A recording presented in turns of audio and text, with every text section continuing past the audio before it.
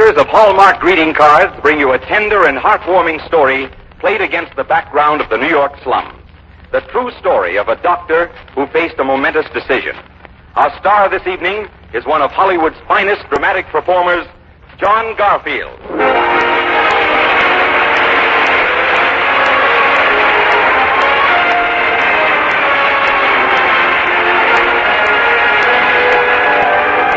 For more than a third of a century, quality has been a habit with the makers of Hallmark cards. They have the pride of craftsmen in their name, Hallmark, Hallmark. That's why Hallmark cards are the kind of cards you can be proud to send, proud to receive. So when you want to send the very finest, look on the back for those three identifying words, a Hallmark card. Those three words, a Hallmark card, are your assurance of finest quality. They tell your friends you cared enough to send the very best. To be doubly sure, always look on the back of the card you choose for those three identifying words, a Hallmark card. Now, to preside over our program this evening, here is our regular master of ceremonies, the young Broadway actor and producer, Richard Calmer.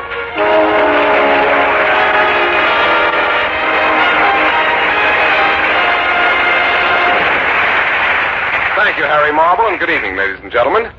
Down along the Lower East Side of Manhattan Island is a district of slums known for its poverty, its assortment of faces and tongues, and its tough vitality.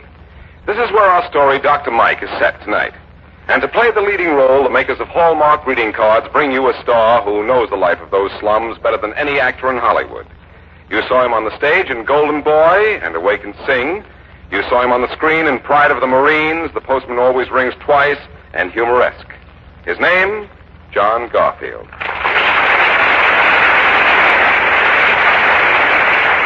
Hello, Dick, and thank you. Sure, I know the East Side slums. I grew up in them. Well, you've come a long way since then, John. Oh, no, I haven't. The people down there are real. Those noisy streets are part of me. I don't ever want to get too far away from them. Well, how did you get into acting, Johnny? By the back door. You know, you learn to be tough fast if you're brought up on the East Side, New York streets, the way I was. I learned to fight. That made you an actor? Oh, no. That almost won me the Golden Gloves. And then I figured you can't say much with boxing mitts, so I studied speech. And that's how I got interested in acting. Well, being fast with the leather gloves came in pretty handy, didn't it, John? I hear this new picture of yours is a film about boxing. That's right. It's called Body and Soul, being made by Enterprise Productions. Well, if you like roles about real scrappers, you ought to enjoy this show tonight. Enjoy it? Dick, this guy I'm playing tonight, this Dr. Mike, is so right I feel like going out and meeting him afterwards. Or sending him one of those Hallmark greeting cards just to say, Doc, you're okay. Well, maybe when you were a kid on the streets, Johnny, you knew him. Maybe I did. Ladies and gentlemen, the makers of Hallmark greeting cards are proud to present on the Reader's Digest radio edition, John Garfield in a story he might have lived, Dr. Mike.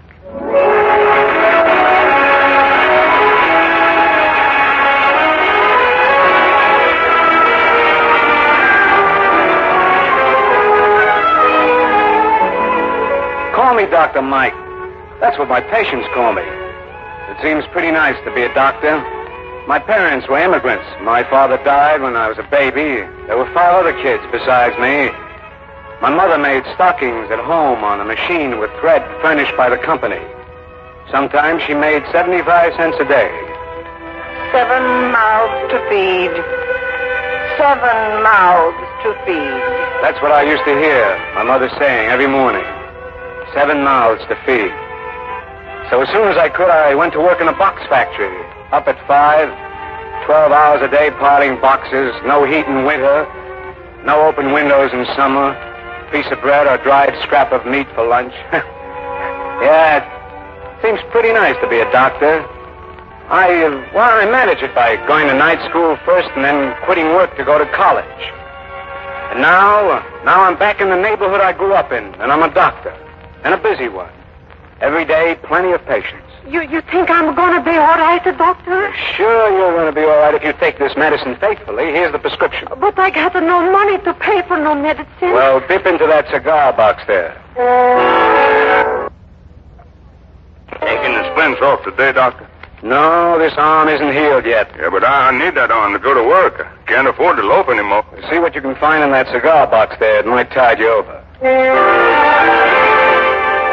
$2, Doctor. Well, throw it into that cigar box there. What do I owe you, Doctor? Nothing. Nothing. That's right. You weren't sick. You've just been overworking, and you knew that yourself. But I want to pay you something. All right. You say you write poetry? Yes, on the side. Okay, that's my pay. I haven't had much time for poetry in my life. Recite a poem for me. That'll be my pay. That's what today was like. And today was like every other day. 19 patients. Let's look in the cigar box. Not bad. 19 patients, and I'm only $8 in the hole.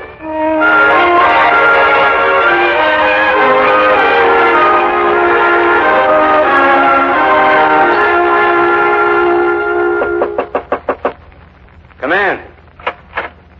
Well, Irene O'Neill, how are you? Hello, Dr. Mike. Sit down. You look healthy and pretty. What's ailing you? Nothing. Well, a social visit? Uh-huh. I just come to give you an invite, Dr. Mike. I accept. An invite to what? My wedding party. What? No kidding. You and Tony? Me and who else? Sure. When? Tomorrow. Tomorrow? That's right. Tony just got a swell new job, but he's got to go out west to take it, so we're slipping on the old ball and chain pass. Well, congratulations. Thanks.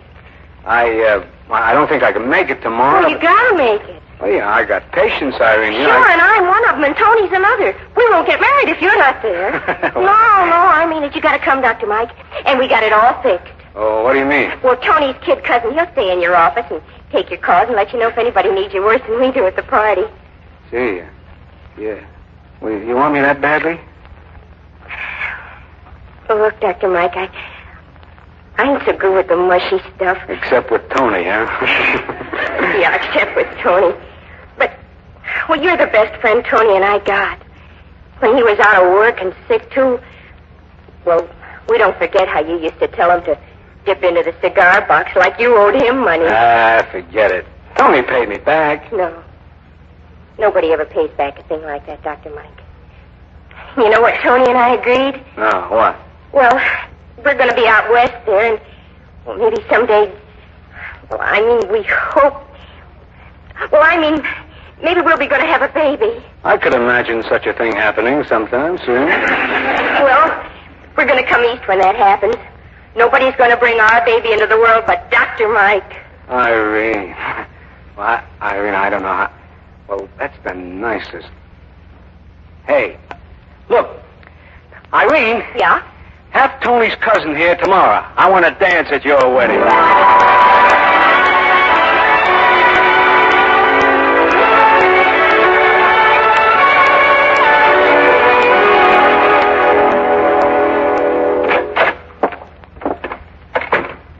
Hey, Ma. I didn't hear much.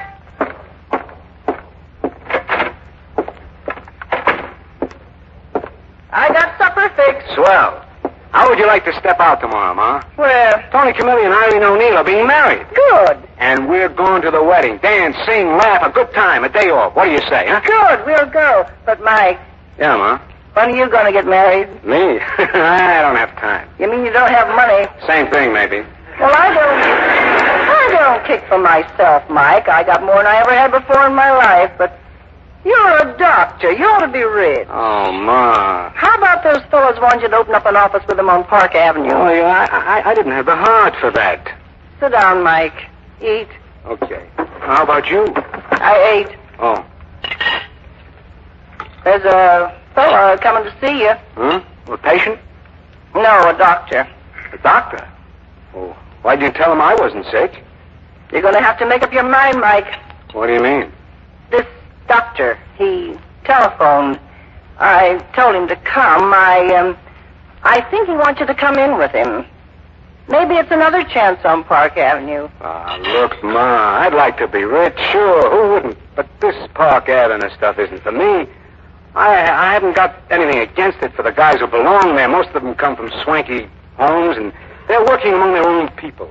Well, I come from this neighborhood, and I want to work among my own kind of people. Can't you see that?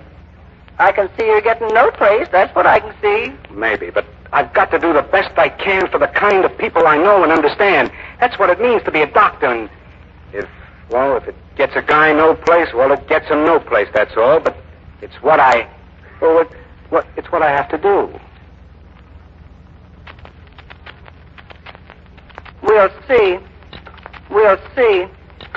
This is darn good stew, you know. Don't change the subject. Okay, Ma. Patient so early in the evening, too. I'll go and see. You keep on eating.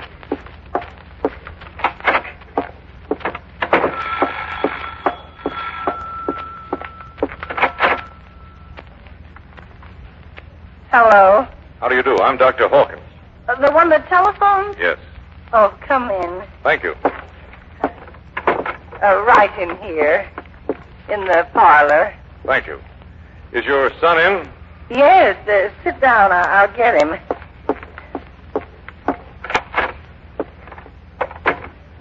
Well? You're wanted in the parlor. Oh, sure. Patient? No, it's that doctor. Oh, well, then I'll finish eating. All right, finish eating, but, Mike. Yes, Ma. Remember when those other doctors came that time and you came out of the parlor and told me you turned down a chance at Park Avenue? Yes, I remember. Well, this time it's going to be different. This time I'm going to go into the parlor with you.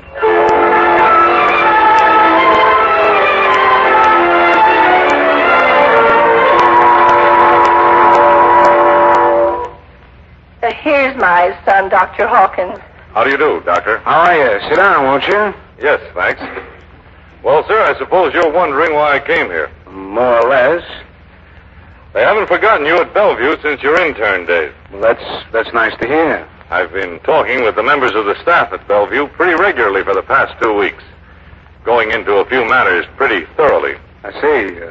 What matters? Well, for one thing, the most important thing to you, I was looking for a good internist. They recommended you. That's nice of them. Why were you looking for an internist? I'm starting a clinic.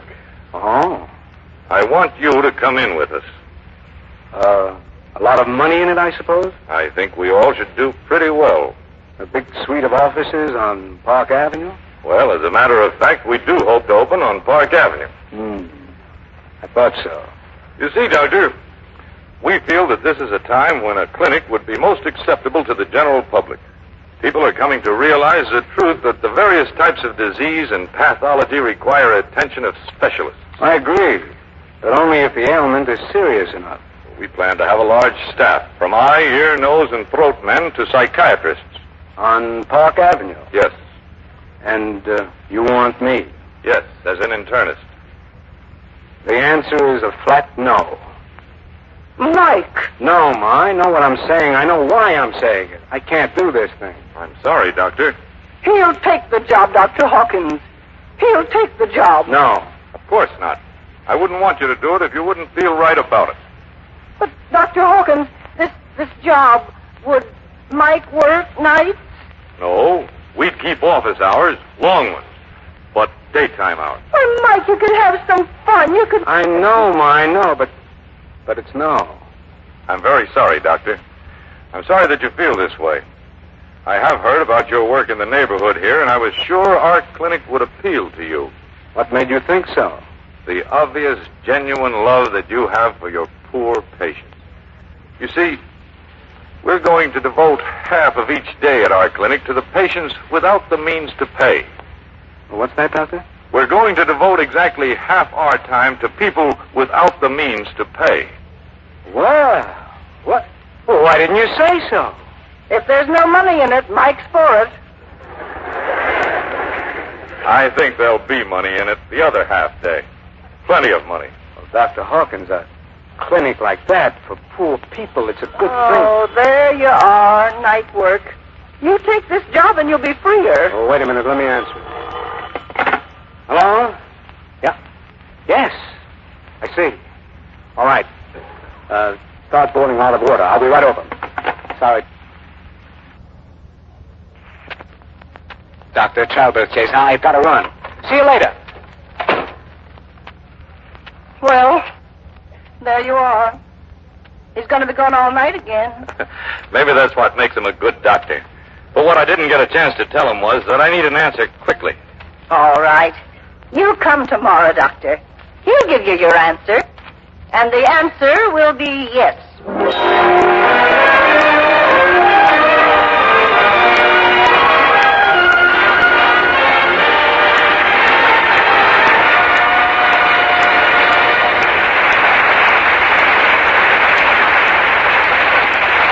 John Garfield will be back in just a moment with the second act of tonight's drama, presented by Hallmark greeting cards from the pages of the Reader's Digest, America's favorite magazine. Now, here's Dick Hallmark. Mother's Day is Sunday, May 11th, only 10 days away. Don't let this day slip by without telling your mother how much she's always meant to you. A Hallmark card will do this so beautifully, for remember, a Hallmark card will say just what you want to say, the way you want to say it. Your Hallmark dealer has a complete selection of Mother's Day cards, so stop in tomorrow. You'll find just the right Hallmark card to tell your mother that you haven't forgotten. And don't forget the many others that you'll want to remember on Mother's Day. A favorite aunt, a grandmother, sister, or anyone who's been like a mother to you. There are Hallmark cards created especially for each of them. And when you send a Hallmark card, it means so much more. You see, for more than a third of a century, quality has been a habit with the makers of Hallmark cards.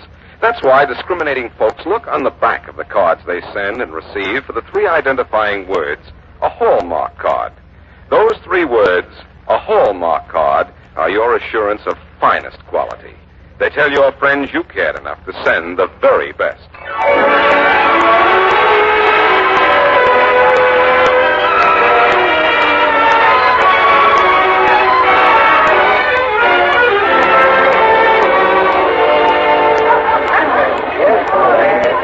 The next day, my mother and I went to the wedding, and afterward to the reception at Irene's parents' home.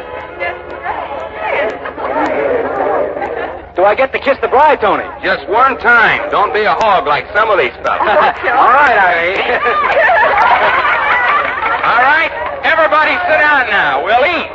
Come on, Ma. Let's sit here. All right, but we ought to go back soon, Mike. Well, what do you mean? You've always wanted me to take a day off. Well, this is it. Well, that Dr. Hawkins is coming for your answer today. There's no rush about that. There's lots of rush. He wants the answer today. Well, if he really wants it, he'll find me here. That kid is at the office, and he can tell Dr. Hawkins where I am. Hello, Dr. Mike. Hello, Mary. I wasn't sure you'd be here. Miss my own cousin's wedding. Well, your time has almost come, you know. Well, if it does, Doctor, you're here. Ouch. Dr. Mike, here's somebody to see you. Hello, Dr. Mike. Dr. Hawkins, how do you do? Oh, you did come. That's good. Why don't you invite your friend to stay? Well, I'll do that if you don't mind, Irene. This is Dr. Hawkins, and this is the bride, Doctor. And a very pretty one, too. Oh, thanks. Well, I better get back or Tony will want a divorce. Oh, sit down, Dr. Hawkins. No, right next to Mike. Thanks. Some party. They're wonderful people. You know, I came for your answer, Doctor. I know. What about it? I don't know. I'd like some time to think about it. Well, I haven't got much time, Doctor, to keep it open. Well, can you stay until the party is over? This party looks so nice, I think I want to stay until it's over. Well, maybe then I can tell you something. Dr. Mike. What's the matter? Annie, What? she's a choking. Well, let's see. She released a chicken. I think it's a bull. Oh, here, now, take it easy. Here, Annie, open wide. That's wider. That's girl, good girl. That's fine. Oh, Doctor, what a relief. Well, you better take some more. Come on, Annie, over here. It should be all right now. Neat work, Doctor. The trouble with Annie is she's gluttonous. Mike, Yes, Ma. why don't you tell Dr. Hawkins right now that you'll go in with him in his clinic? Oh, what? Didn't you hear me? No, excuse me, will you excuse me, Ma? Excuse me, Dr. Hawkins. What's he going over to that boy for? Oh, Nicky. Hello, Dr. Mike. Enjoying that candy? Yeah. Want some? No, thanks, Nicky. But, do you want to come with me? Where are you going? Well, you'll see. Can I bring the candy? Sure, come on. Where's your mother? Right over there. Oh, yeah. Mrs. Ferrari. Yes? Would you come with us? Well, what is it, Dr. Mike? What's the matter? I'll tell you. Come on. All right. In here. What's the matter? Nicky's a bad boy, Dr. Mike? Oh, honest, Ma. I ain't done nothing. No, he's been all right. Here, let me feel your forehead, Nicky. Hey, what is this? Pretty hot, Nicky. Well, he's excited. No, Not just that he's excited. Don't you see how red and spotted his face is?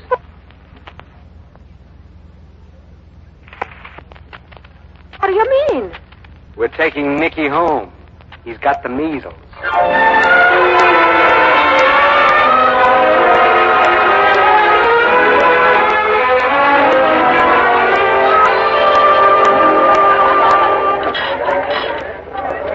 I can't imagine where Dr. Mike could have gone to. Oh, that fella always busy, never has any fun for himself.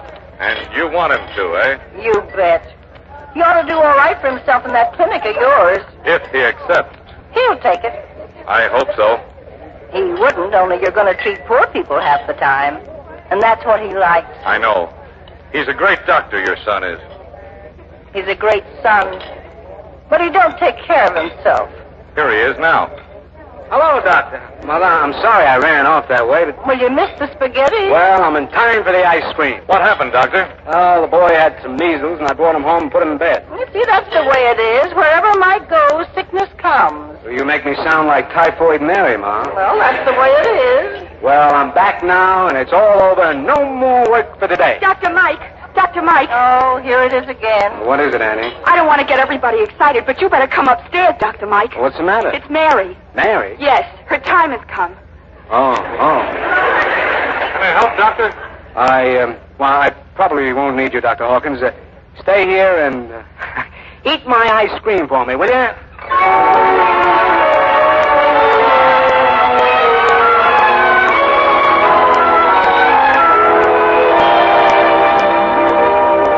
It was nice of you to invite me back here to the house.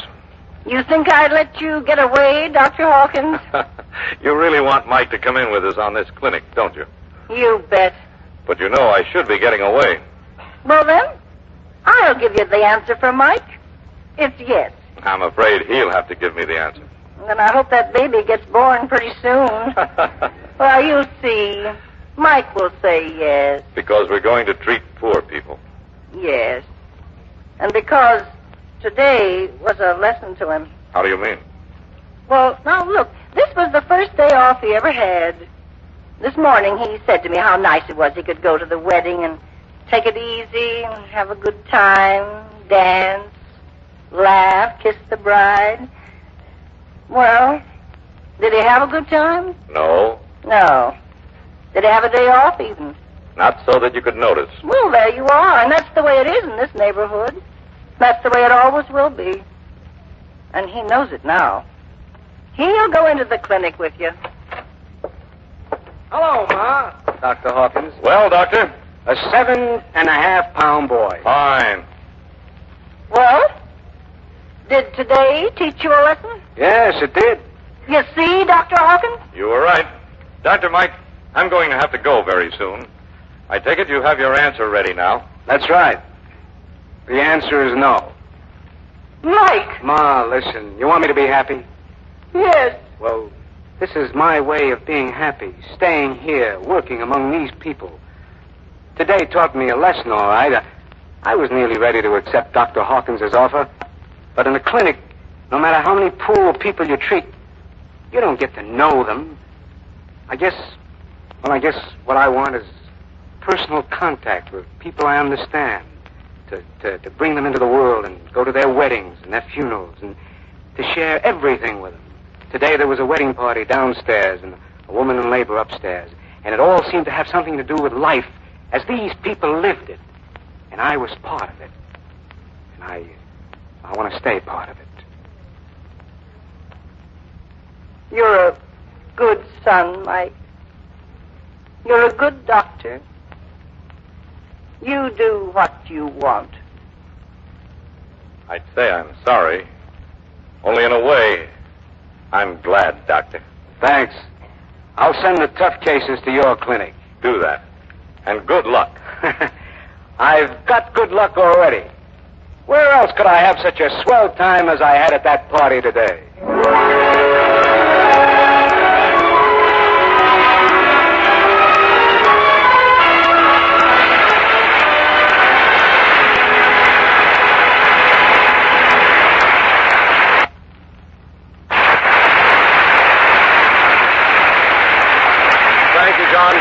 That was the That Dr. Mike, he was a wonderful guy, Dick. You know, you don't have to be an actor to feel what he felt, or a doctor either, for that matter. He had a real love of people, and that was his strength. Well, that's what makes any man great, John. Any man or any country. Yeah, you know, that reminds me of something I read the other day in the Reader's Digest. It was written by an Englishman, Henry M. Baker, assistant manager of the Pacific branch of the American Red Cross, on why he came to America. I know the one you mean, John. Will you read it for us? Sure, I'd be glad to.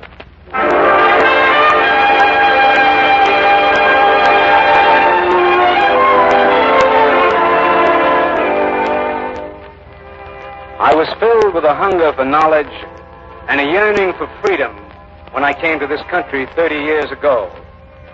Day and night I had dreamed of breaking through the iron bars of poverty and class distinction. Poverty kept me from college in England, but my room was full of catalogs of American universities.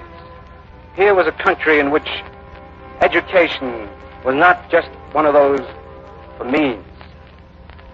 I came here also for freedom. Freedom to climb from poverty. Freedom from class and caste. Freedom from ever-present tradition. Freedom to think and grow and really live. Did I find what I came for? Yes. 1,000 times over. Education was mine for the price of a personal toil. Unbelievable it seemed at first that I could pay for classics and sciences by mowing lawns and cleaning furnaces. And to find that I was not inferior to the men whose lawns I was mowing was an education indeed. I found freedom. It gave one the urge to accomplish. It stimulated to individual enterprise. It developed a deep and abiding affection for the American way of life and a profound respect for American institutions.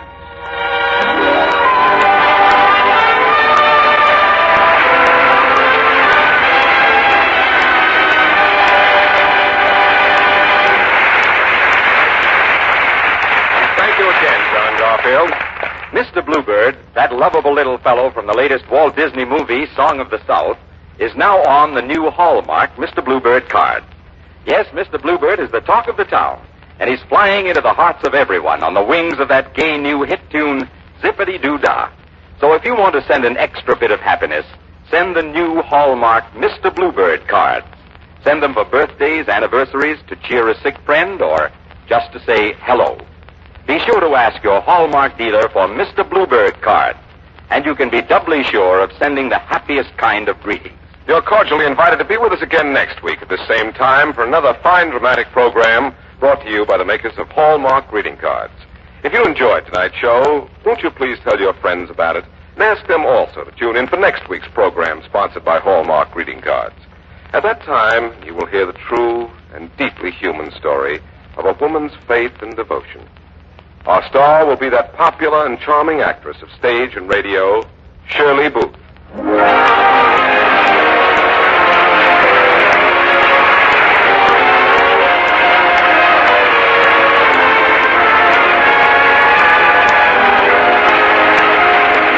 Mr. Garfield was supported by Evelyn Barton in the role of the mother.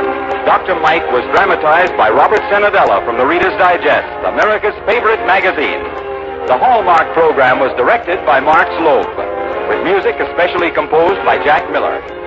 To be doubly sure of the finest quality, always look on the back of your cards for those 3 identifying words, a Hallmark card. This is Harry Marvel speaking for the makers of Hallmark greeting cards and for your friendly Hallmark dealer. You'll find a wide selection of Hallmark cards at America's finest shops and stores. Remember, a Hallmark card will best express your perfect taste, your thoughtfulness.